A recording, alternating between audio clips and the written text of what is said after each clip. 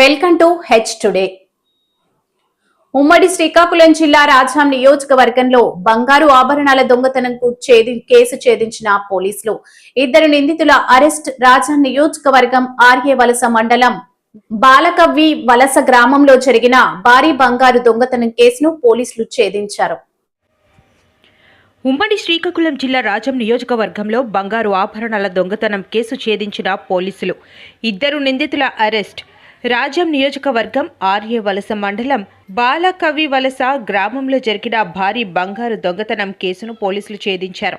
ఈ కేసులో ఇద్దరు నిందితులను పోలీసులు అరెస్ట్ చేశారు.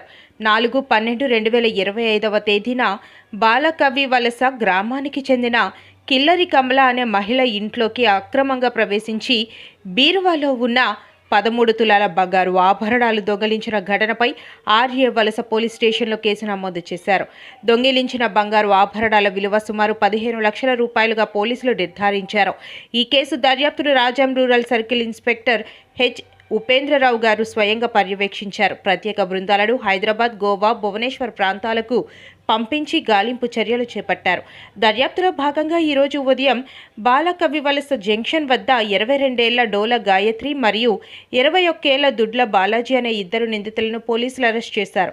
నిందితుల వద్ద నుంచి 1 లక్ష రూపాయల నగదు, అరతులం బంగారు చెవిదిద్దులు, 2 సెల్ ఫోన్లను పోలీసులు స్వాధీనం చేసుకున్నారు. విచారణలో నిందితులు దొంగిలించిన బంగారు ఆభరణాలను శ్రీకాకుళం జిల్లా ఆముదాల వలస, బాపట్ల జిల్లా చీరాలలోని ప్రైవేట్ ఫైనాన్స్ సంస్థలో తాకట్టు పెట్టి డబ్బులు తీసుకున్నట్లు తెలిపారు.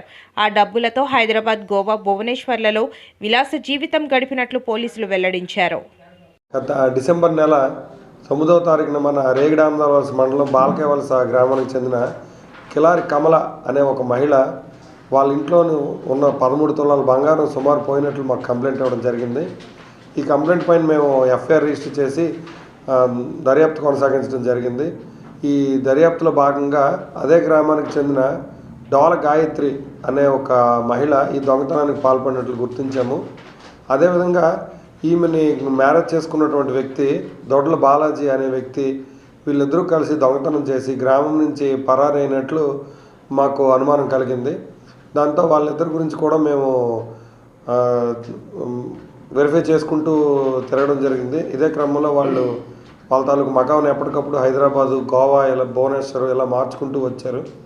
వచ్చిన తర్వాత ఈ క్రమంలోనే మేము వాళ్ళపై నిఘా ఏర్పాటు చేయడం జరిగింది. వాళ్ళు ఈరోజు ఉదయం మళ్ళీ అగైన్ రాజాం వచ్చి ఇక్కడి నుంచి వాళ్ళకి 4 months బేబీ ఉంది వాళ్ళిద్దరికి. ఆ బేబీని పట్టుకొని ఇక్కడి నుంచి భువనేశ్వర్ వెళ్ళిపోదామనే ఒక ప్లాన్లోని మళ్ళీ రాజాం రావడం జరిగింది. ఈ క్రమంలోనే వాళ్ళని అదుపులోకి తీసుకోవడం జరిగింది. వాళ్ళ దగ్గర నుంచి పూర్తిగా అసలు నేరం వాళ్ళు చేసింది లేనిది నేర ఒప్పుదల రికార్డింగ్ అనేది చేయడం జరిగింది. నేరం వాళ్ళు చేసినట్టుగా వాళ్ళు అంగీకరించారు. అదేవిధంగా ఈ మొత్తం బంగారాన్ని కూడా ముత్తూట్ ఫైనాన్స్లో తాకట్టు పెట్టడం జరిగింది. దీని ద్వారా వచ్చినటువంటి సుమారు 11 లక్షల రూపాయలు వీళ్ళకి కొంచెం ఒక 4-5 లక్షల వరకు అప్పులు ఉన్నాయి. ఈ అప్పుల నిమిత్తం వాళ్ళ అన్నయ్యకి కొంత, వాళ్ళ తండ్రికి కొంత అమౌంట్ ఇవ్వడం జరిగింది. అదేవిధంగా మిగిలిన డబ్బులు అన్నీ కూడా వీళ్ళు కొంత ఖర్చులకు పోను, కొంత వీళ్ళ దగ్గర రికవరీ కూడా చేయడం జరిగింది. దీనిపైన మిగిలిన దర్యాప్తు, మిగతా వాళ్ళ పాత్ర ఎవరైనా ఈ కేసులో ఉన్నదన్నది కూడా మేము దర్యాప్తు చేయవలసి ఉన్నది. గతంలో నేర చరిత్ర అమ్మాయికి ఏంటంటే ఎవరైనా వాళ్ళ బంధువులు కానీ చుట్టాలు కానీ ఏదైనా ఫంక్షన్కి వెళ్ళేటప్పుడు కూడా వాళ్ళ దగ్గర ఏమైనా చిన్న చిన్న వస్తువులు దొరికితే తీసేయడము, ఇళ్లలో ఏమైనా బంగారం వస్తువులు కనబడితే తీసేయడము, ఇలాంటివి గతంలో 1-2 చేయడం జరిగింది. అయినప్పటికీ కూడా ఎక్కడ కూడా వాటి మీద ఎఫ్ఐఆర్లు రిజిస్టర్ అవ్వలేదు. కుటుంబ సభ్యులు అవ్వడము, తర్వాత ఈ అమ్మాయి వాళ్ళకి ఇచ్చేయడం అనేది జరిగింది. దానిపైనే మాకు ఈ అమ్మాయి పైన మరింత అనుమానం అనేది బలపడింది. అమ్మాయి ఇంటర్ చదువుకుంది. అబ్బాయి కూడా డిప్లొమా కంప్లీట్ చేసి ఇద్దరు కూడా గతంలోనే ఒక ప్రైవేట్ కంపెనీలో వర్క్ చేసేవాళ్ళు.